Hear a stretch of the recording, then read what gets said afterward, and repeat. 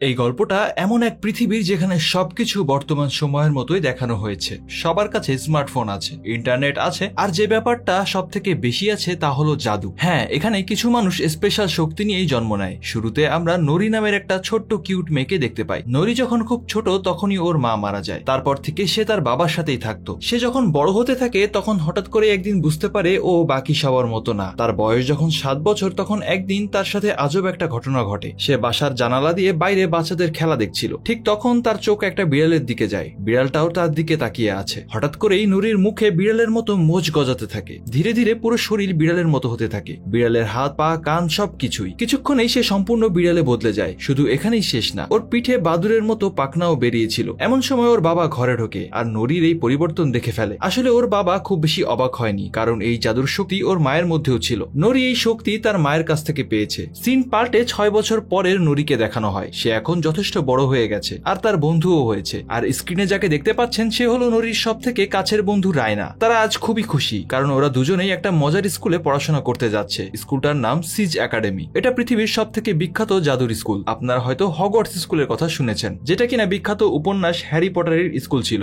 যেখানে জাদু শেখানো হতো। আর যারা যারা হ্যারি পটারের সেই স্কুল সম্পর্কে এখনো জানেন না তারা অবশ্যই কমেন্টসে জানাবেন। এই সিজ একাডেমিটাও ঠিক একই রকমের একটা স্কুল ছিল। আর নুরির বেস্টি রায়নারও জাদুর শক্তি আছে। সে আগুন নিয়ন্ত্রণ করতে পারে। আর আগুন নিয়ন্ত্রণ করতে পারে বলেই সে আমাকে নিয়ন্ত্রণ করতে পারবে এটা ভাববেন না, কারণ তার অনেক শক্তি আছে, কিন্তু আত্মবিশ্বাস একটু কম। এজন্য সে সবসময় সবার পিছনে পড়ে যায়। অন্যদিকে নুরি খুব আত্মবিশ্বাসী একটা মেয়ে, আর সে সবসময় রায়নাকে সাহস দেয়। কিন্তু সেও এখনো তার জাদুর উপরে সম্পূর্ণ নিয়ন্ত্রণ করতে পারে না। আর এই বিষয়টা আমাদের মধ্যে অনেকের বেস্ট ফ্রেন্ডের মতো, নিজে পারে না অথচ অন্যকে ভরসা দেয়। নুরিও ঠিক তেমনই। সে যখনই একটা প্রাণীর রূপ নেয় তখন সেটা একটা হাইব্রিড প্রাণীতে পরিণত হয়ে যায়। তার মানে সে 2 থেকে 3টা পশু পাখিকে একসাথে মিক্সড করে একটা অদ্ভুত প্রাণী হয়ে যায়। কোনো একটা নির্দিষ্ট প্রাণীর সম্পূর্ণ রূপ সে এখনো নিতে পারে না। ঠিক এর কয়েক সপ্তাহ পরেই তাদের সিজ একাডেমিতে যাওয়ার দিন চলে আসে। নুরি আর রায়না বাকি সবার সাথে স্কুলের বাসের জন্য অপেক্ষা করছিল। এখানে যারা এসেছে তাদের মধ্যে সবারই কিছু না কিছু জাদুর ক্ষমতা রয়েছে। এমনকি সবার সাথে তাদের বাবা মাও এসেছে। তারাও স্পেশাল বাচ্চাদের গার্জিয়ান হতে পেরে খুব আনন্দিত। সবাই ভেবেছিল এখানে কোনো জাদুর বাস আসবে, কিন্তু সেরকম কিছুই হলো না।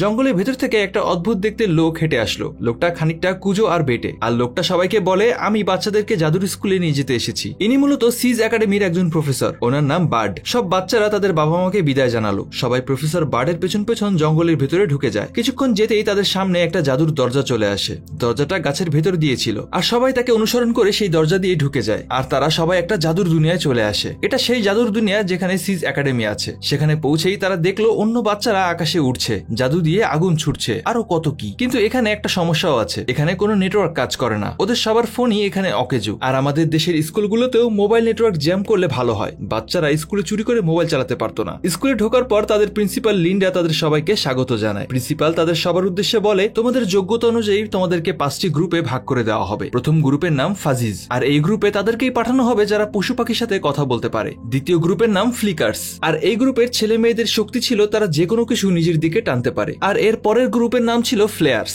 এরা আগুনকে নিয়ন্ত্রণ করতে পারে। চতুর্থ গ্রুপ হলো ফ্লায়ার্স, এই গ্রুপের ছেলেমেয়েরা আকাশে উঠতে পারে। আর সর্বশেষ গ্রুপের নাম ফ্লাগজার্স, এরা যে কোনো প্রাণীর রূপ ধারণ করতে পারে। ক্লাস শুরু হওয়ার আগে সবাইকে একটা পরীক্ষা দিতে হবে। এই পরীক্ষায় প্রফেসররা বাচ্চাদের শক্তির উপর ভিত্তি করে 5টা গ্রুপে ভাগ করবে। সবার প্রথমে ফ্লেয়ার্স গ্রুপের বাছাই শুরু করা হয়, যারা আগুন নিয়ন্ত্রণ করতে পারে। আর এখানে প্রফেসররা একটা বোর্ড বসিয়ে শিক্ষার্থীদের পরীক্ষা নেওয়া শুরু করলো। সবার প্রথম ফিলিপ নামের একটা ছেলে আসে। ওর সামনে একটা মোমবাতি রাখা ছিল, আর তাদের কাজ হলো দূর থেকে এই মোমবাতিটাকে জ্বালাতে হবে। আর ফিলিপ এখানে ঠিকঠাক ভাবে এই মোমবাতিটাকে জ্বালাতে পারে। এরপর প্রিন্সিপাল তাকে একটা কার্ড দেয় আর তাকে বাইরে অপেক্ষা করতে বলে। এরপর এলিট নামের একটা ছেলে আসে। সে মোমবাতিটাকে জ্বালাতে পারে না। ওর হাত থেকে আগুনের বদলে শুধুই ধোঁয়া বেরোচ্ছিল, আর এত ধোঁয়া বের হয় যে প্রফেসররা কাশতে কাশতে শেষ। আর এরপরেই পালা ছিল রায়নার। সে ফ্লেয়ার্স গ্রুপের সব থেকে ট্যালেন্টেড। রায়না শুধুমাত্র তার ছোট আঙ্গুল দিয়ে মোমবাতি জ্বালিয়ে দেয়। এরপর ফাজিজ গ্রুপের টেস্ট হলো। এই পরীক্ষাও খুব মজার ছিল। বাচ্চাদের সামনে একটা কুকুর রাখা ছিল। কুকুরের সাথে কথা বলে তাদের কিছু প্রশ্নের উত্তর বের করতে হবে। যদি তারা কুকুরের কাছ থেকে সব প্রশ্নের উত্তর বের করতে পারে তাহলে তারা পরীক্ষায় পাশ করবে। তৃতীয় পরীক্ষায় প্রফেসরদের সামনে রাখা একটা গ্লাসকে টেনে নিজের কাছে আনতে হবে। যদি নিজের কাছে টেনে নিয়ে আসতে পারে তাহলেই তারা পরীক্ষায় পাশ।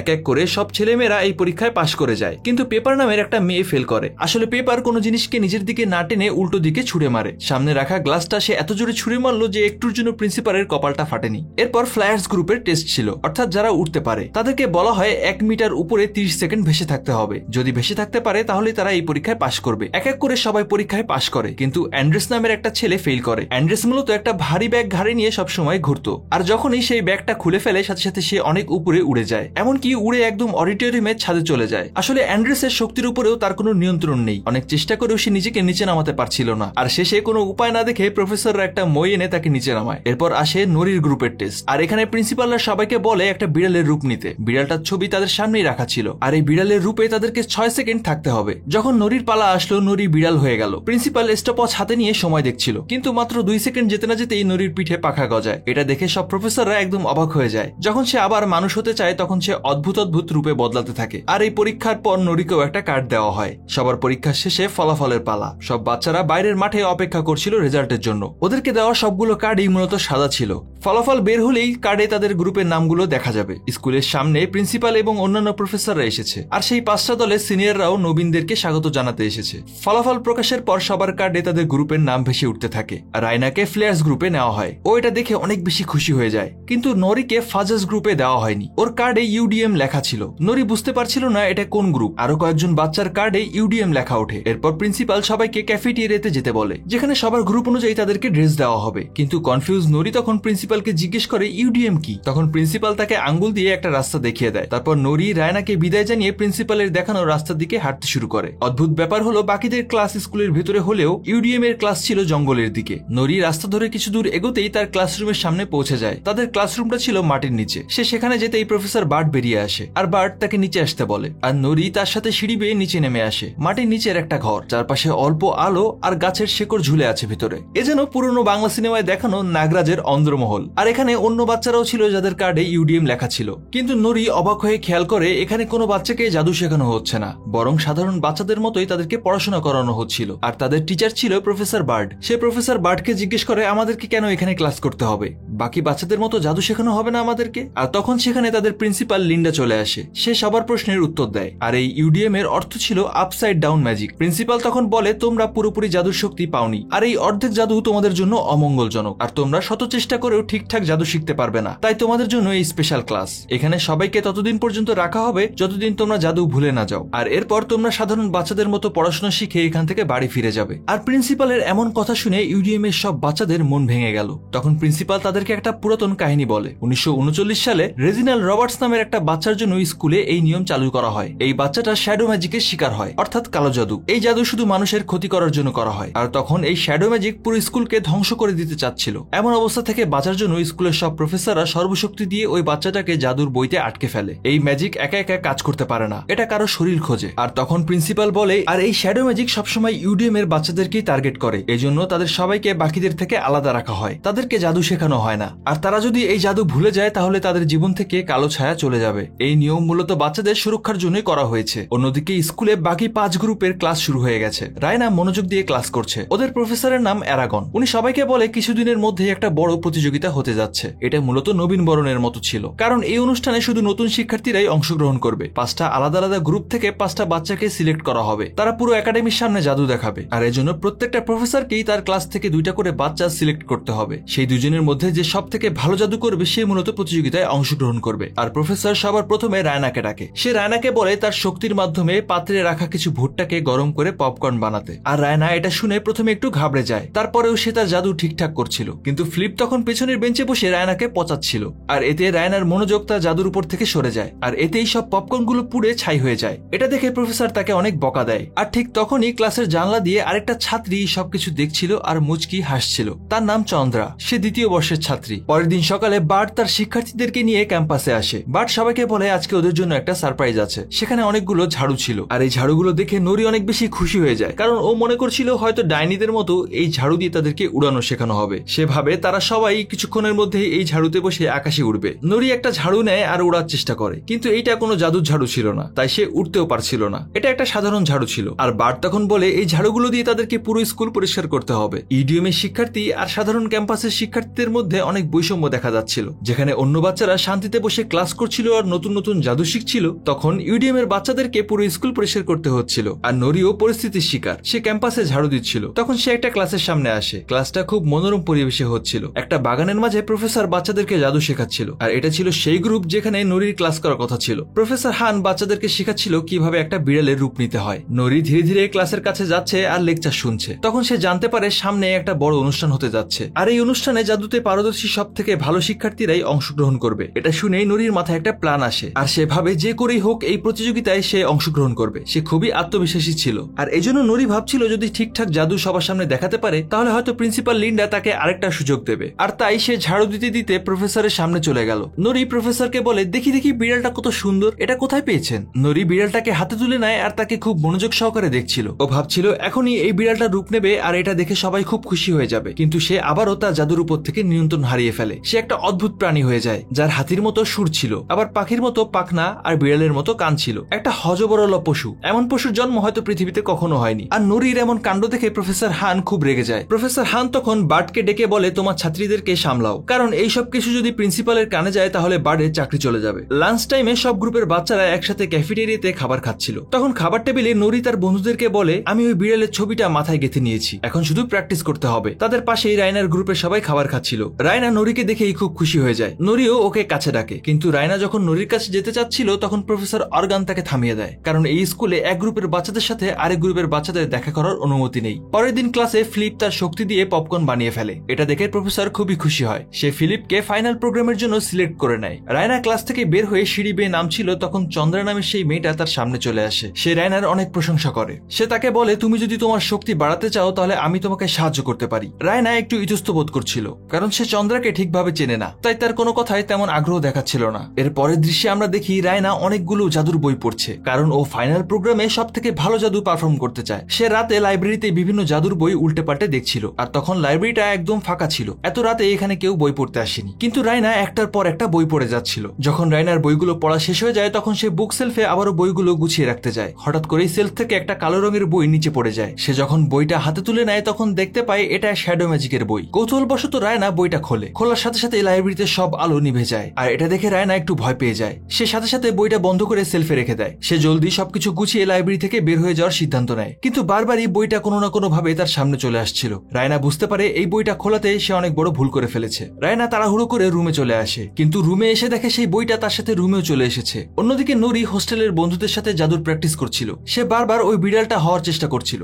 কিন্তু অনেক চেষ্টা করেও সে 3 সেকেন্ডের বেশি কিছুতেই বিড়ালের রূপ ধরে রাখতে পারছিল না। সে বারবার হাইব্রিড প্রাণী হয়ে যাচ্ছিল। পরের দিন সকালে রায়না জানালা দিয়ে দেখে নুরি তার নতুন বন্ধুদের সাথে খুব হাসি খুশি সময় পার করছে। সে গল্প করতে করতে ক্যাম্পাসে হেঁটে যাচ্ছে। এটা দেখে রায়না খুব কষ্ট পায়, কারণ রায়না এই স্কুলে আসার পর থেকে অনেক বেশি একা হয়ে পড়েছিল। রায়নার গ্রুপে তার কোনো বন্ধুই নেই, আর তাই মন খারাপ করে রায়না নিজের জানালার পর্দা টেনে দেয়। সে মনে মনে ভাবছিল নুরি হয়তো ওকে ভুলে যাচ্ছে, আর এটা ভাবতে ভাবতেই সে বিছানায় বসে পড়ে। আর তখনই পাশে তাকিয়ে দেখে শ্যাডো ম্যাজিকের সেই বইটা তার বিছানাতেই পড়ে আছে। কিন্তু এবার আরো বেশি আশ্চর্যকর ঘটনা ঘটে। বইটার পাতা একা একাই উল্টাতে থাকে, আর এভাবেই বইয়ের পাতাগুলো উল্টাতে উল্টাতে একটা অধ্যায় এসে থেমে যায়। এই অধ্যায়ে লেখা ছিল কিভাবে নিজের শক্তি বাড়াতে হবে। এবার রায়না আর নিজেকে থামাতে পারে না, ও বইটা পড়া শুরু করে। আর যখন সেই বইটা পড়তে শুরু করে তখন তার চারপাশে বিভিন্ন কালো জাদুর চিহ্ন মেঘের মতো উঠতে থাকে। উঠতে উঠতে সব মেঘ তার ভেতরে ঢুকে যায়। বইটা থেকে মূলত অশুভ শক্তি রায়নার উপর ভর করছিল। কয়েক ঘন্টা পরেই সব গ্রুপের ছাত্রছাত্রীদেরকে প্রিন্সিপালের হলরুমে ডাকা হয়। আসলে মিস লিন্ডা দেখতে চাচ্ছিল প্রফেসররা কেমন শিক্ষার্থীদেরকে সিলেক্ট করেছে। প্রত্যেক গ্রুপ থেকে 2 জন করে শিক্ষার্থীদেরকে সবার সামনে জাদু দেখাতে বলা হয়, আর এখান থেকে প্রিন্সিপাল সিলেক্ট করবে কে ফাইনাল প্রোগ্রামে অংশগ্রহণ করবে। সবার প্রথমেই ফিলিপ আর রায়নাকে ডাকা হয়। ফিলিপ ভেবেছিল সে খুব সহজেই পপকর্ন বানিয়ে ফেলতে পারবে, কিন্তু রায়না তখন চোখের পলকেই পপকর্ন বানিয়ে দিল। এটা দেখে তাদের প্রফেসরও অনেক অবাক হয়ে যায়। সে পপকর্ন খেয়ে দেখলো এগুলো পুড়ে গেছে কিনা, কিন্তু পপকর্নগুলো এতই সুস্বাদু ছিল যে প্রফেসর অনেক খুশি হয়ে যায়। হলে থাকা সবাই তখন রায়নার প্রশংসা করে, আর প্রিন্সিপালও তখন ফ্লেয়ার্স গ্রুপ থেকে রায়নাকেই সিলেক্ট করে। আর হঠাৎ করে সেখানে নুরি দৌড়ে আসে। ও সারা রাত প্র্যাকটিস করেছে। ও সবাইকে বলে, আমি অনেকদিন প্র্যাকটিস করেছি, আমি পারবো, আমাকে একটা সুযোগ দিন। আর সে নিজেকে প্রমাণ করার জন্য শেষমেশ একটা সুযোগ চায়। প্রিন্সিপালের এইসব কিছু মোটেই সহ্য হচ্ছিল না, কিন্তু তারপরেও সে নুরিকে শেষ সুযোগ দেয়। সবার সামনেই নুরি বিড়ালের রূপ নেয়। প্রফেসর হান স্টপ ওয়াচে সময় দেখছিলেন। এবার নুরি আগের থেকে অনেক ভালো করে। পুরো 4 সেকেন্ড সে বিড়ালের রূপেই থাকে। গোলমাল শুরু হয় 4 সেকেন্ডের পরে। ওর পিঠ থেকে আবারও পাখা বের হয়, আর নুরি তার শক্তির উপর থেকে কন্ট্রোল হারিয়ে ফেলে। পুরো হল রুমে এলোপাথারি উঠতে থাকে। তারপর হঠাৎ করে সে একটা ভয়ানক প্রাণীর রূপ নেয়, যার শরীর ছিল শুকরের, কুমিরের লেজ আর পিঠে ড্রাগনের পাখা। হলের সব বাচ্চারা তাকে দেখে ভয় পেয়ে যায়। তখন রায়না নুরিকে শান্ত করার চেষ্টা করলো। শ্যাডো ম্যাজিকের কারণে রায়নার শক্তি অনেক বেড়ে গিয়েছিল। সে তার শক্তির উপর নিয়ন্ত্রণ হারিয়ে ফেলে, আর সে সেখানে একটা বড় আগুনের গোলা বানিয়ে ফেলে। সেই আগুনের গোলাটা নুরির দিকে ছুটে যাচ্ছিল। এতে নুরি মারা যেতে পারত। ঠিক তখনই নুরি তার আসল রূপে ফিরে আসে। ও একটুর জন্য প্রাণে বেঁচে যায়, আর এটা দেখে রায়না অনেক ভয় পেয়ে যায়। এরপর প্রফেসর বার্ড তাড়াতাড়ি এসে নুরিকে তোলে। পুরো হল রুম থমথমে হয়ে যায়। প্রিন্সিপাল লিন্ডার মাথা সবসময় একটু গরম থাকে, আর এইসব দেখে আজকে বোমের মতো ফুটে যায়। সে সবার সামনেই প্রফেসর বার্ডকে অনেক অপমান করে। সে বার্ডকে বলে, যদি তুমি নিজের স্ত্রী স্টুডেন্টদেরকে সামলাতে না পারো তাহলে চাকরি ছেড়ে দাও। যদিও এখানে বার্ডের কোনো দোষ ছিল না, সবকিছু নুরির বাড়াবাড়ির জন্যই হয়েছে। এরপর নুরি আর তার বন্ধুরা ইউডিএম ক্লাসে ফিরে আসে। এখানে সবার মন খারাপ ছিল শুধুমাত্র নুরির জন্য, আর নুরি নিজেও এই ঘটনার জন্য অনেক অনুতপ্ত ছিল। সবাই অনেক ভেঙে পড়েছে, কারণ তারা সবাই জানে এখন আর কেউ দ্বিতীয় সুযোগ পাবে না। এমন সময় প্রফেসর বার্ডের ধৈর্যের সীমা ভেঙে যায়। সে ফুঁসে উঠে বলে, আমিও তোমাদের দুঃখ বুঝি, কারণ আমিও তোমাদের মতো একজন ছিলাম। এখানে আমরা জানতে পারি বার্ড ইউডিএমেরই একজন ছাত্র ছিল।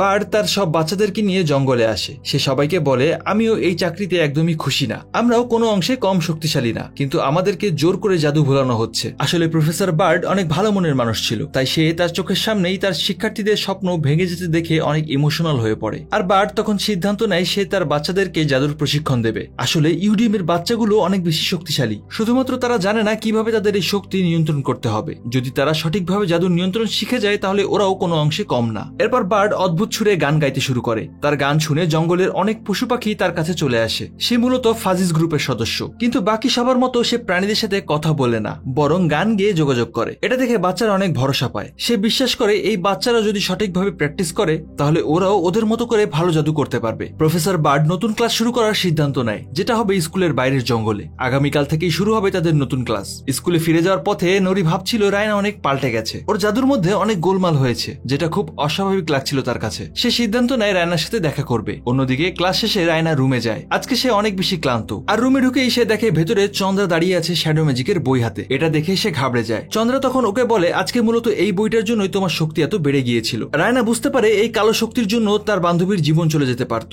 সে অনেক রাগ হয়ে যায় আর চন্দ্রাকে এই বইটা নিয়ে সেখান থেকে বের হয়ে যেতে বলে। চন্দ্রা বইটা নিয়ে বের হয়ে যায়, কিন্তু দরজা লাগাতেই রায়না দেখে সেই বইটা আবারও তার রুমেই ফিরে এসেছে। রায়না রেগে গিয়ে দরজা আবার খোলে, আর দরজা খুলতেই সে দেখে বাইরে নুরি দাঁড়িয়ে আছে। আর এতদিন পর নিজের বান্ধবীকে দেখতে পেয়ে রায়নার সব ক্লান্তি দূর হয়ে যায়। সে নুরিকে জড়িয়ে ধরে, কিন্তু শ্যাডো ম্যাজিকের ব্যাপারে যাতে নুরি কিছু জানতে না পারে এজন্য তাড়াহুড়ো করে সে নুরিকে এখান থেকে চলে যেতে বলে। আর পরের দিন সকাল থেকেই বার্ডের স্পেশাল ক্লাস শুরু হয়। প্রথমে সে সবাইকে অদ্ভুত ধরনের ইয়োগা করাচ্ছিল। এরপর অ্যান্ড্রেসের পেটে পাইপ বেঁধে দেয়। ও ঘাড়ে সবসময় ভারী একটা ব্যাগ ঝুলিয়ে রাখ। এই ব্যাগটা ছেড়ে দিতেই সে আকাশে উড়ে যায়। বার্ড ওকে বলে, একটা নির্দিষ্ট উচ্চতায় থাকার জন্য চেষ্টা করো, তোমার কোমরে পাইপ বাঁধা আছে, তাই কোনো ভয় নেই। সে অনেক চেষ্টা করেও নিচে নামতে পারছিল না, কিন্তু যত দিন যাচ্ছিল সবার আস্তে আস্তে উন্নতি হচ্ছিল। ওদের সবার জাদু আলাদা, এজন্য ওদের জাদু করার ধরনও ছিল আলাদা, শুধু নিয়ন্ত্রণ করতে শিখতে হবে। প্রফেসর বার্ড খুব ধৈর্য সহকারে বাচ্চাদেরকে প্রশিক্ষণ দিচ্ছিল। এই ক্লাসগুলো ছিল তাদের সবার জন্য অনেক মজার, আর সেই সাথে তাদের সবার মধ্যে একটা ঘনিষ্ঠ বন্ধুত্ব তৈরি হতে শুরু করে। আর কয়েকটা ক্লাস যেতে না যেতেই আমরা দেখতে পাই তারা সবাই তাদের জাদুর উপরে অল্প অল্প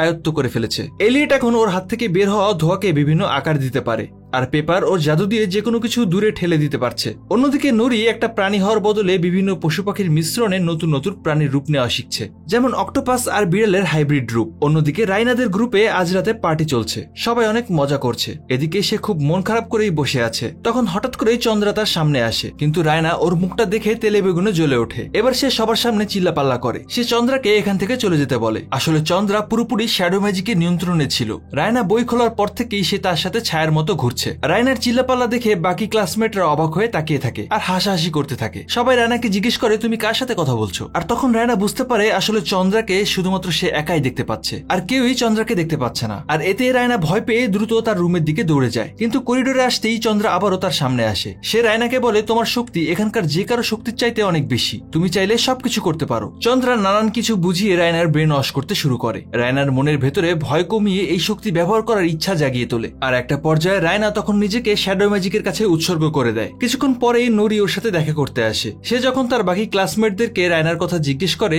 তখন সে জানতে পারে রায়নার উপরে খুব খারাপ একটা শক্তি ভর করেছে। এটা শুনে নুরি দৌড়ে রায়নার কাছে যায়। রায়না তখন পুরোপুরি শ্যাডো ম্যাজিকের নিয়ন্ত্রণে ছিল। সে একটা ভয়ানক স্বরে নুরিকে বলে, আমি পুরো স্কুল ধ্বংস করে দেব, তোরা কেউ বাঁচতে পারবি না। আর যদি তোর জীবনের মায়া থাকে তাহলে এখনই এখান থেকে পালিয়ে যা। আর নুরি তখন দৌড়ে প্রফেসর বার্ডের কাছে যায় আর তাকে সবকিছু খুলে বলে। নুরির বন্ধুরা বলে এটা দ্রুত প্রিন্সিপালকে জানানো উচিত, কিন্তু প্রফেসর বার্ড বলে মিস লিন্ডা এটা কখনোই বিশ্বাস করবে না, কারণ সে বিশ্বাস করে শ্যাডো ম্যাজিক শুধুমাত্র ইউডিএম এর বাচ্চাদেরকে অ্যাটাক করে। বার্ড সবাইকে পরের দিনের জন্য অপেক্ষা করতে বলে, কারণ সে জানতো ফাইনাল প্রোগ্রামের দিন অবশ্যই শ্যাডো ম্যাজিক আক্রমণ করবে। আর আজকে ছিল সেই ফাইনাল প্রোগ্রাম। পুরো স্কুল রং বেরঙের ফেস্টুন দিয়ে সাজানো হয়েছে। 5টা দলের বাচ্চারা তাদের প্রফেসরদের সাথে গ্রুপে গ্রুপে বসে আছে, আর প্রফেসর লিন্ডা সবার জন্য ভাষণ দিচ্ছে। সব স্কুলেই কোনো ফাংশনের আগে প্রিন্সিপালরা এমন বক্তৃতা দেয়, কিন্তু এটা কখনো কখনো ছাত্রছাত্রীদের জন্য খুবই বোরিং হয়ে যায়। ভাষণ শেষ করে মিস লিন্ডা রায়নাকে স্টেজে ডাকে তার জাদু দেখানোর জন্য।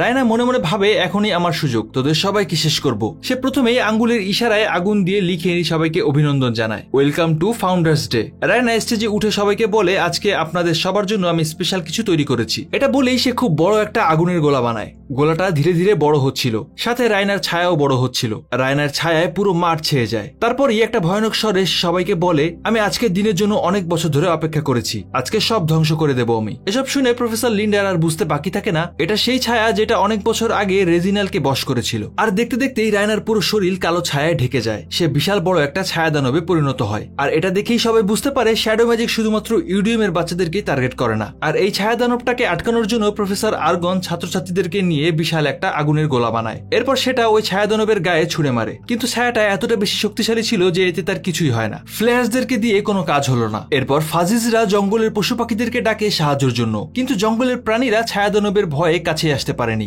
সব ভয় পেয়ে পালিয়ে যায়। এরপর আরেক দল নিজেদের রূপ বদলে ছায়া দানবের উপর হামলা করে। এটা ছিল সব থেকে বেশি হাস্যকর, কারণ ওরা শুধুমাত্র গৃহপালিত পশু, হাঁস মুরগি এগুলো রূপ নিতে পারত। আপনারাই বলুন, বিড়াল মুরগি কি লড়াই করবে? পুরো স্কুলের সবাই মিলে ছায়া দানবের সাথে লড়াই করে, কিন্তু তারা কিছুতেই কিছু করতে পারছিল না। আর এমন সময় প্রফেসর বার্ট তার বাচ্চাদেরকে নিয়ে দৌড়ে সেখানে আসে। পেপার তার শক্তি ব্যবহার করে ছায়া দানবকে জোরে ধাক্কা দেয়। এরপর এলিয়েট ধোয়া দিয়ে ছায়ার সামনে সাদা বানিয়ে দেয়। আর এটা দেখে মনে হচ্ছিল যেন মশা মারার জন্য কামানের ধোয়া দেওয়া হচ্ছে, কিন্তু এই ধোয়াটা কাজে লাগে, কারণ ধোয়ার জন্য ছায়া দানব কিছুই দেখতে পাচ্ছিল না। আর অ্যান্ড্রেস তখন নিজেকে মুক্ত করে হাওয়ায় উড়ে যায়। সে চারপাশে উঠতে উঠতে ছায়া দানবটার মাথা খারাপ করে দিচ্ছিল। এরপর নরি একটা ভয়ানক প্রাণীর রূপ নেয়, যার অর্ধেক শরীর ছিল বিড়ালের আর বাকি অর্ধেক ড্রাগনের। সে ওই রাক্ষসের উপর হামলা করে, কিন্তু মিস লিন্ডা সবাইকে একসঙ্গে শক্তি প্রয়োগ করতে বলে যাতে ছায়া দানবের মৃত্যু হয়। কিন্তু নরি সবাইকে কাছে আসতে নিষেধ করে দেয়, কারণ সে জানতো এই ছায়ার পেছনে তার বান্ধবী রায়না আছে, আর সবাই মিলে যদি ছায়া দানবের উপর আক্রমণ করে তাহলে রায়নাও মারা যাবে। নরি আবারও মানুষের রূপে ফিরে আসে। সে নিজের জীবনের ঝুঁকি নিয়ে ছায়ার সামনে দাঁড়ায় আর তাকে শান্ত করার চেষ্টা করে। আর তখন ছায়া দানব ঝুঁকে আসে নরিকে মেরে ফেলার জন্য। ঠিক এই মুহূর্তে ছায়ার বুক চিরে একটা আগুনের গোলা বের হয়। গোলাটা অনেক জোরে বিস্ফোরণ হয়, আর রায়নার শরীর থেকে শ্যাডো ম্যাজিকের প্রভাব চলে যায়। রায়না তখন খুব দুর্বল হয়ে মাটিতে পড়ে যায়, আর ওর শরীর থেকে কালো ছায়া চলে যাওয়ায় নরি অনেক বেশি খুশি হয়। আর মিস লিন্ডার কথা শুনলে হয়তো ওরা আজকে রায়নাকেও রেজিনালের মতোই একটা বইতে আটকে দিত।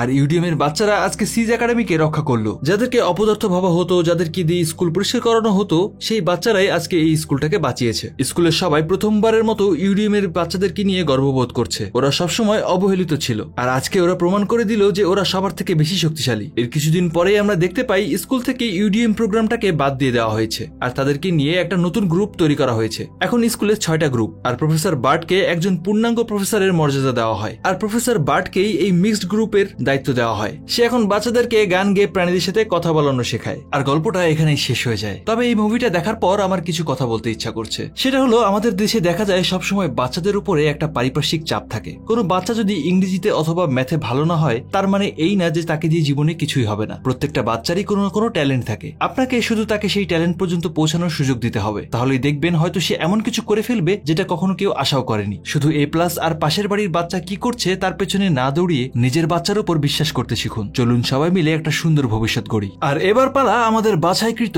কমেন্ট সেকশনের। তো আজকে আমাদের বাছাইকৃত কমেন্টটি হলো, সুমন তালুকদার ভাই বলেছিলেন, আপনার ভিডিওটা ফুল দেখলাম, দেখে মনটা জুড়িয়ে গেল। এই ধরনের ঘটনা আমাদের সমাজে এখনো ঘটে। আমাদের চারপাশে এই ধরনের ঘটনা হারহামেশাই ঘটে চলেছে। আর আপনাদের মধ্যে যারা এখনো এই ভিডিওটি দেখেননি তারা প্লিজ গিয়ে ভিডিওটা দেখে আসবেন। আর আমি সবসময় আপনাদের কমেন্টের অপেক্ষায় থাকি, তাই আপনারা কমেন্ট করে আমার সাথে গল্প করার কথা একদমই ভুলে যাবেন না। তো আজকের মতো বিদায় নিচ্ছি, দেখা হবে নতুন কোনো গল্পে। সেই পর্যন্ত ভালো থাকুন, আর হ্যাঁ, অবশ্যই ভালোকে ভালোবাসুন।